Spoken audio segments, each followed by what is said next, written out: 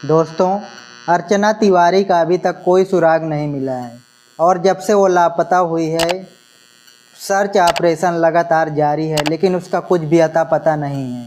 आखिर क्या क्या मामले हो सकते हैं, क्या क्या सिचुएशन हो सकती है, आज हम 5 थ्योरी आपको बताने वाले हैं। लेकिन उससे पहले कहानी को, इस घटना को स्टार्टिंग में आप थोड़ा समझिए, उसके बाद 5 थ्योरी में आपको बताएंगे कि आखिर क्या क्या चीज़ें हो सकती हैं। तो चलिए कहानी को शुरू करते हैं। 7 अगस्त की दोपहर को अपने हॉस्टल से निकलकर अर्चना इंदौर रेलवे स्टेशन पर पहुंची थी और यहां से 18,233 इंदौर बिलासपुर नर्मदा एक्सप्रेस में सवार होकर घर के लिए चली थी। ये ट्रेन शाम 4:10 पर इंदौर से रवाना होती है। अर्चना की गुमशुदगी की जांच कर रही पुलिस को उसके ट्रेन में सवार होने और अपने सफ़र की शुरुआत करने की जानकारी मिल चुकी है। ऐसे में पहेली उसके चलती ट्रेन से गायब होने की है। अर्चना के पास इंदौर बिलासपुर एक्सप्रेस ट्रेन का टिकट था।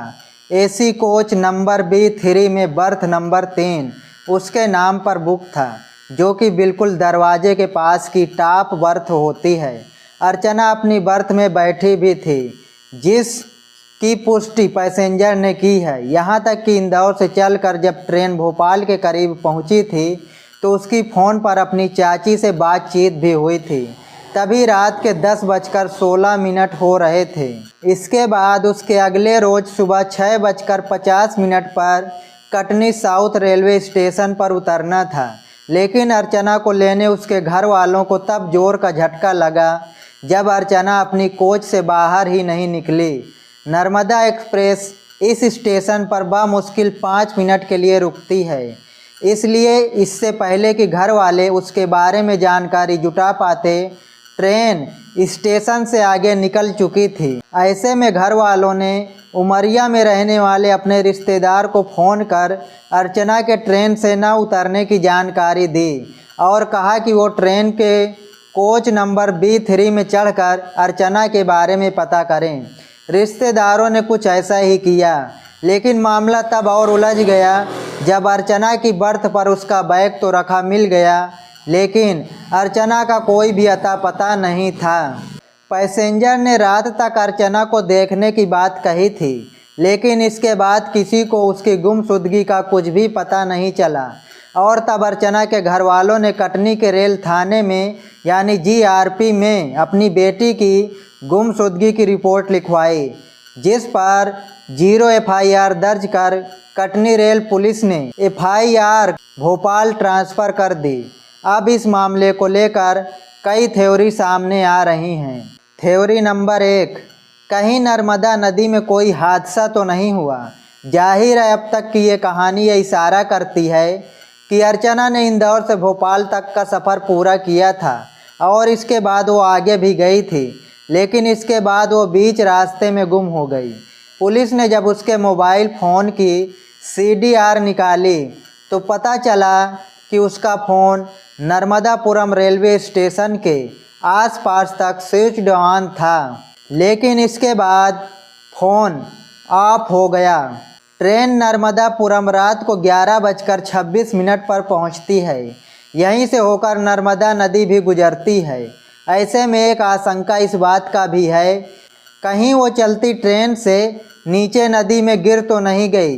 कुछ इसी शक के चलते अर्चना की गुमशुदगी के बाद पुलिस की निगरानी में गोताखोरों और लाइफ सेविंग स्क्वाड ने उफनती नर्मदा नदी में अर्चना के लिए तलाशी अभियान भी चलाया, लेकिन इस कोशिश का कोई भी फ़ायदा नहीं हुआ। थ्योरी नंबर 2, अर्चना ने खुद ही कोई गलत फैसला तो नहीं किया। ट्रेन से नीचे गिरने की आशंका के बीच एक थ्योरी इस बात की भी है कि कहीं अर्चना ने खुद ही अपनी ज़िंदगी के साथ कोई गलत फैसला तो नहीं कर लिया। लेकिन पुलिस को अब तक की जांच में इस थ्योरी को सपोर्ट करने वाली कोई भी बात पता नहीं चली है, क्योंकि आखिरी बार जब अर्चना की अपनी चाची से फ़ोन पर बात हुई थी तब वो बिल्कुल नॉर्मल साउंड कर रही थी, जिसकी पुष्टि चाची ने की है। ऊपर से अपने किसी दोस्त या सहेली से ना तो कभी किसी परेशानी का जिक्र किया था और ना ही हॉस्टल से बाहर निकलने के। उसके आखिरी सीसीटीवी फुटेज में भी वो कोई परेशान नज़र नहीं आ रही थी। उसने हॉस्टल से निकलते हुए बाहर जाने के लिए की जाने वाली फॉर्मेलिटी भी पूरी की थी और हॉस्टल में साथ रहने वाली लड़की ने उसे सी ऑफ भी किया था। यहाँ तक कि उसका कोई संदिग्ध मैसेज या नोट भी किसी को नहीं मिला है। थ्योरी नंबर 3, क्या जंगली इलाके में किसी हादसे का शिकार हुई? भोपाल से नर्मदापुरम तक नर्मदा एक्सप्रेस का पूरा रूट घने जंगलों वाले इलाके से होकर गुजरता है। अर्चना का बर्थ नंबर 3 था, जो कि दरवाजे के बिल्कुल पास होता है।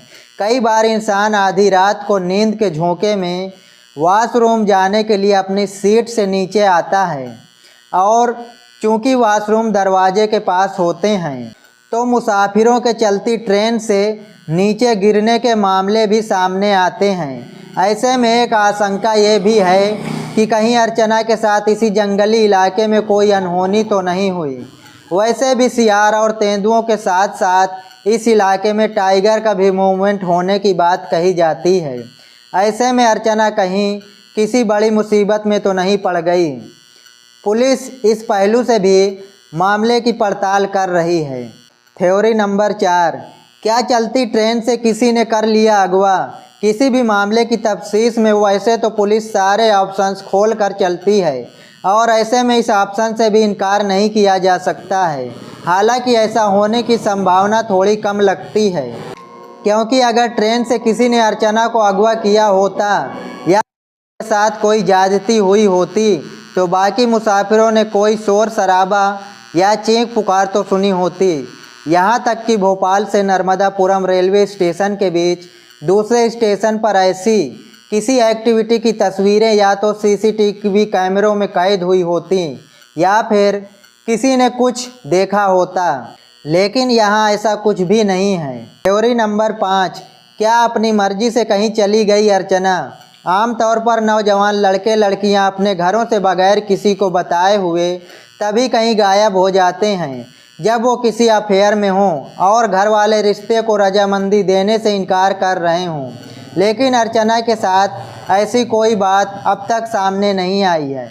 पुलिस ने उसके मोबाइल फ़ोन के CDR की जांच की है, जिसमें उसका किसी लड़के के साथ लंबी या ज़्यादा देर तक बातचीत करने का भी कोई प्रमाण नहीं मिला है।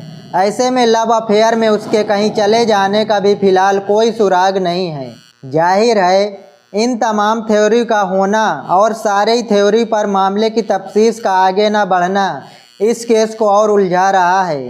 कटनी में अर्चना के घर वाले तो परेशान है ही, वहाँ के आम लोगों ने भी शहर की एक होनहार बेटी के यूं गुम हो जाने पर उसे ढूंढने का मिशन शुरू किया है। फिलहाल तलाश जारी है, लेकिन अर्चना की गुमशुदगी की पहेली जस की तस बनी है। तो दोस्तों, इस वीडियो के बारे में क्या कहना चाहेंगे कमेंट सेक्शन में ज़रूर बताएं। मिलते हैं किसी ऐसे ही घटना के साथ, तब तक के लिए नमस्कार, जय हिंद।